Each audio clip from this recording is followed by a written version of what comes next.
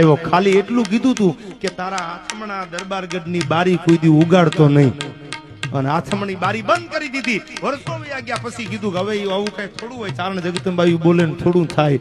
અને આથમણી બારીના પાણા પથ્થર જ્યાં ઈટું આમ આંખી કરવામાં આવી અને લાંબી આંગળી કરીને કીધું કે જો સામે દેખાય એ કેળો. અને ત્યાં વર્ષો પહેલા એક ચારણ જગદંબા બળી અને મુઆતા એટલું બોલ્યો ને ત્યાં તો જમણી આંગળીએથી અગ્નિ લાગી ભાઈ.